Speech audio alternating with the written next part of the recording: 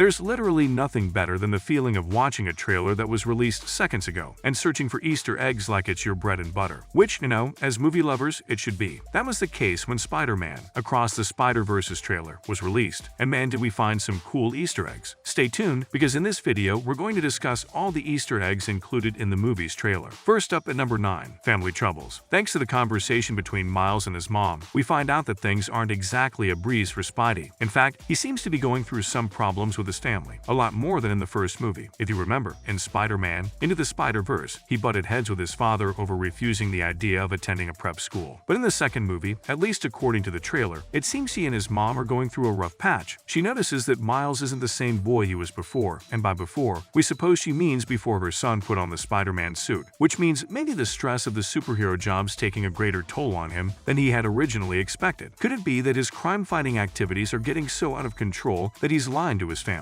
Honestly, we're excited to see how the movie will explore this concept, cause there's a lot of potential here. Coming up at number 8, down the Spider-Man rabbit hole. This one shouldn't even come as a shocker. Like the movie's name Spider-Man Across the Spider-Verse, we knew from day one that there would be tons of new Spider-Man characters, though we have to admit that the scene which opened up to show hundreds, no, thousands of variants appearing in the dimension populated by Spider-Man is overwhelming for sure. Okay, so here's our attempt at listing all the Spider-Man refs we spotted. Werewolf Spider-Man from Marvel Zombies vs. Army of Darkness can be seen in the shot for starters, and the Spider-Man that's wearing a Future Foundation suit can also be seen. And get this, the Spider-Man with the bag over his head's also included in the shot. He almost catches up to Miles when he's swinging through the multiverse. We think this Spidey could be a reference to the bombastic Bagman, like the map checks out. Basically, how he got his name goes something like this. When Spider-Man had to give up his costume when he realized that he had a symbiote on him, the Fantastic Four came to his rescue with one of their own suits, but since it didn't come with a mask, Spidey had to resort to wearing a paper bag over his head instead. Paper Bag Spidey is also a playable character in the PS5 Spider-Man game. We also see Spider-Man from the PlayStation 4 game, and Spidey from Spider-Man Far From Home, walking side by side as the shot begins to zoom out. There's also been a ton of rumors that these characters will pop up in the movie alongside Tobey Maguire's and Andrew Garfield's Spider-Man, so fans better be on the lookout when the movie's released next year. Up next at number 7, Spider-Woman's introduction. The Spider-Man Across the Spider-Verse trailer gave us a gem, and by gem, we mean finally sharing the first official look of Spider-Woman, aka Jessica Drew, who's voiced by Issa Rae. Where do we even start? Her design? Her groovy outfit? Her awesome motorbike? Then we'd have to sell 2 limbs for in hopes of attaining. She's literally perfect. Though the thing that caught our attention after we were done obsessing over Drew's character was the bird-like monster she was fighting. Some fans think it's a multiversal variant of the Vulture, which is a pretty classic Spider-Man villain. The Vulture variant has a different design than the one we're used to. It's probably the Spider-Man Across the Spider-Verse spin on the character. Cause if you remember correctly, villains like Scorpion and Green Goblin had wildly different looks in the first movie as well. Oh, and here's a fun fact about Spider-Woman. She's the first ever black woman who's a web-slinger in the Spider-Man film franchise and also the first pregnant superhero to appear on the big screen. How insane is that? Talk about breaking records. What's more at number 6, Peter B. Parker's a dad now. Remember how in the movie Into the Spider-Verse, Peter B. Parker shared that the reason his marriage with Mary Jane, the OG sweetheart, failed because he was too scared to have kids. And you know how the end of the movie hints that Parker might have gotten over his fear after all? Well, the trailer for this movie confirms our thoughts. He's entered dadhood. When we see him in the trailer, he's wearing a baby carrier. This means that he and MJ are proud parents. Oh, and get this scene marks the first time that Spider-Man is portrayed as a father. Well, this movie's going pretty strong with all the firsts. Not that we're complaining or anything, we love it. Following up at number 5, Spider-Man might end up switching sides. Will Spider-Man switch to the dark side in this movie? Yes, that might have been a Star Wars reference. We're guilty. Going back to the topic though, we see at the very end of Across the Spider-Verse trailer, when Stacy said, "We are supposed to be the good guys," to which Miguel O'Hara replied, "We are." We think this exchange of dialogue is concerning, but wait, there's more. We also see a lot of Spider-Man variants fighting in the trailer, which could mean there's some sort of beef between all the variants. Maybe one of them is an imposter. That is, he's the real villain of the story, and that too, hiding in plain sight. That's super suspicious, we're not gonna lie. There are a bunch of already confirmed villains for the sequel, like the Spot and the Vulture variant. Oh, and we can't forget the side villains. But speaking of a suspicious villain, we've got a strong feeling that it's none other than Spider-Man 2099. What do you think? Is it going to be him, or someone we don't think could fit the villain role? There are only 4 more left, so at number 4, Spider-Man 2099 may have lost his kid. Brace yourselves, this Easter egg is super sad. So from what we saw in the movie, Across the Spider-Verse trailer, there's a scene where Miguel O'Hara is looking at a picture of himself with a young girl labeled Briella, who sits on his shoulders. Since we don't see the little girl anywhere else in the trailer besides this photograph, it's safe to assume that she's probably dead, and the reason Miguel's traveling the multiverse is so that he can find another version of his daughter. His motivation is a mirror of Kingpin's situation from the first movie, where he builds a collider in order to bring back his dead wife and son from another universe. We can respect the fact that the Easter egg is amazing in terms of how well the reference is, but we don't like that it gave us emotional damage in the process. Not cool, man. Who's going to pay for our therapy bill? And please tell us that the little girl and the father get a happy ending. Moving on at number 3, The Mitchells versus the Machines. For this Easter egg, you have got to have a sharp eye, or better yet, follow the Sony Pictures Animation Twitter account, because they're the ones who pointed out the reference, actually. So the scene where Miles is throwing toys out of the door and Gwen decides to look at a shelf, you can see Katie's moose from The Mitchells versus the Machines. This is the most recent project that Sony Pictures Animation was working on and has completed. The tweet said that, "Your Katie vision is 2020. If you spotted The Mitchells versus the Machines Easter egg in Across the Spider-Verse first look. How cool is that?" Not to mention, at number 2, an Indian Spider-Man. You know how the trailer shows us Miles hopping from one dimension or Spidey universe to the next? Well, one of the universes that caught our attention was the one which showcased a futuristic India